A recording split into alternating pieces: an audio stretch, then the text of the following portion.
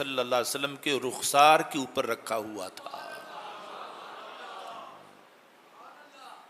ایسی ہستی کو میں نے دیکھا جو بوڑھے بھی تھے، سر کے بال سفید تھے، اور اپنا رخسار رسول اکرم صلی اللہ علیہ وسلم کے رخسار کے اوپر رکھا ہوا تھا۔ وَأَنْدَرْ برابر و نوفل را دیدم، اور اسی مقام پر سامنے کھڑے ہوئے حضرت نوفل بن حیان کو بھی دیکھا کہ جن کا تازہ تازہ وصال ہوا تھا، اور خواب میں ان کو دیکھ رہا تھا اور ساتھ ہی قیامت کا منظر دیکھ رہا تھا۔ وَچُوم مرا بدید بسوئے من آمد، جب نوفل نے مجھے دیکھا تو وہ میرے دوست تھے، میری طرف چل کے آئے، وسلام گفت اور سلام کہا۔ گفتم مرا آب دے، تو میں نے کہا کہ آپ مجھے بھی حوض کوثر کا پانی پلائیں۔ حضرت نوفل سے کہا، گفت از پیغمبر صلی اللہ علیہ وسلم دستور خواہم کہ پہلے میں رسول اکرم صلی اللہ علیہ وسلم سے اجازت لے لوں، چونکہ اصل تو آپ پانی پلانے والے ہیں اور ساقی کوثر ہیں۔ بانگشت اشارت کرد تا مرا آب داد، تو رسول اکرم نور مجسم شفیع معظم صلی اللہ علیہ وسلم نے انگلی سے اشارہ فرمایا حضرت نوفل کو کہ وہ مجھے پانی پلائیں۔ من ازاں آب بخردم، میں نے وہ پانی پیا، ومر اصحاب خدرہ بدادم، اور جتنے میرے اصحاب ہیں یعنی میرے شاگرد فقہا جو میرے ساتھ موجود تھے، میری تقلید کرنے والے، میں نے ان کو بھی پانی پلایا، اور اس پیالے میں اتنی برکت تھی کہ ازاں جام ایک چیز کم نہ گشت، کہ میرے پینے سے اور میرے اصحاب کے پینے سے اس پیالے میں کوئی کمی واقع نہ ہوئی۔ گفتم بنوفل بر راست پیغمبر آن پیر کیست، تو میں نے حضرت نوفل سے پوچھا کہ یہ جو رسول اکرم صلی اللہ علیہ وسلم کی دائیں جانب کھڑے ہیں اور بوڑھے ہیں، سر کے بال سفید ہیں، اور سب سے اہم بات یہ ہے کہ انہوں نے اپنا رخسار رسول اکرم صلی اللہ علیہ وسلم کے رخسار کے اوپر رکھا ہوا ہے، یہ کون شخصیت ہیں؟ گفت ابراہیم خلیل صلاۃ اللہ علی نبینا وعلیہ، کہ یہ حضرت سیدنا ابراہیم علیہ السلام ہیں۔ و دیگر بر چپ و، اور کہا جو ہستی ان کے بالمقابل بائیں جانب کھڑی ہے رسول اکرم صلی اللہ علیہ وسلم کے ساتھ، وہ ابو بکر صدیق رضی اللہ تعالیٰ عنہ، وہ حضرت ابو بکر صدیق رضی اللہ تعالیٰ عنہم ہیں۔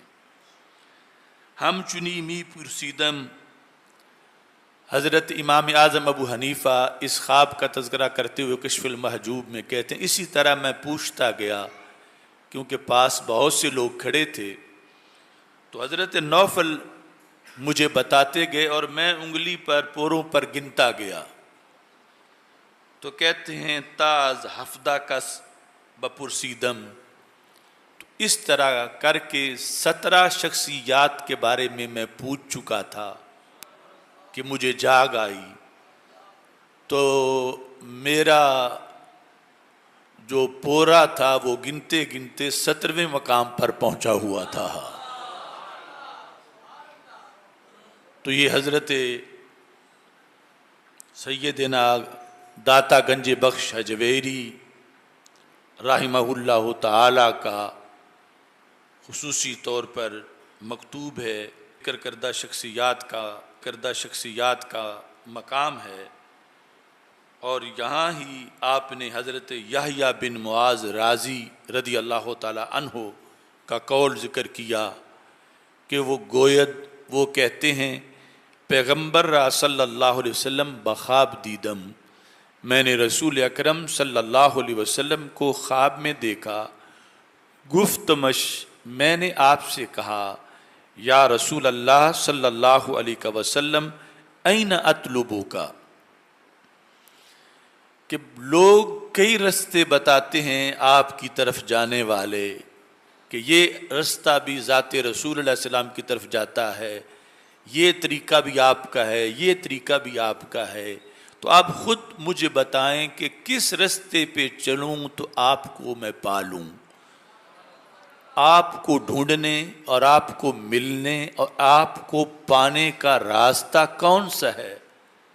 قال عند علم ابی حنیفہ تھا، کہ مجھے پانے کا راستہ ابو حنیفہ کا علم ہے.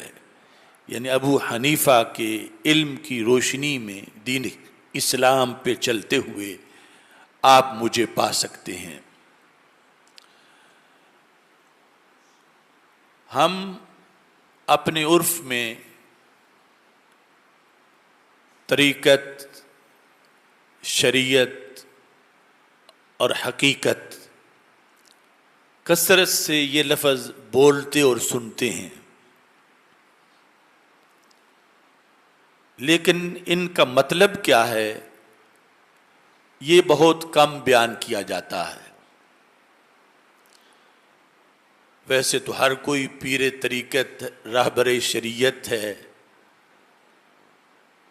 حضرت مجدد الفسانی رحمۃ اللہ علیہ نے اپنے مکتوبات شریف میں اس پر بحث کی ہے.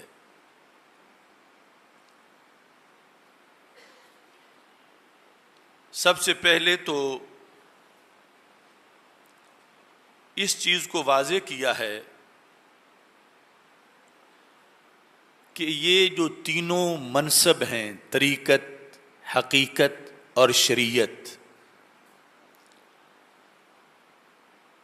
ان میں درجہ بندی اور گریڈ کے لحاظ سے بلند مرتبہ کس کا ہے اور کون کس کے تابع ہے. تو آپ مکتوب نمبر 36 میں فرماتے ہیں طریقت و حقیقت کے صوفیہ بعام ممتاز گشتہ اند، کہ طریقت اور حقیقت یہ دونوں چیزیں کہ جن کی بنیاد پر صوفیاء کرام عام لوگوں سے ممتاز ہو جاتے ہیں. یہ دونوں کیا ہیں؟ ہر دو خادم شریعتاً، یہ دونوں شریعت کی خادم ہیں. طریقت بھی شریعت کی خادم ہے اور حقیقت بھی شریعت کی، یعنی مخدوم شریعت ہے، حاکم شریعت ہے، حکومت شریعت کی ہے، رہنمائی شریعت کی طرف سے ہے. یعنی طریقت بھی وہ صحیح ہے جو شریعت کے تابع ہو، اور حقیقت بھی وہ ہے جو شریعت کے تابع ہو. اور کہیں کوئی شخص شریعت کے احکام سے بغاوت کر رہا ہو اور اس کو طریقت قرار دے رہا ہو یا اس کو حقیقت قرار دے رہا ہو تو یہ جھوٹ ہے. چونکہ طریقت اور حقیقت جو اصل میں طریقت اور حقیقت ہیں وہ کبھی بھی شریعت سے بغاوت نہیں کرتی، کیونکہ شریعت پر عمل کی بنیاد پہ ہی طریقت ملتی ہے اور شریعت پر عمل کی بنیاد پر ہی حقیقت ملتی ہے۔ پھر یہ شریعت جس کو طریقت اور حقیقت دونوں کے اوپر حکومت حاصل ہے، شریعت میں 3 چیزیں ہیں۔ حضرت مجدد الفسانی رحمۃ اللہ علیہ فرماتے ہیں، شریعت را سے جز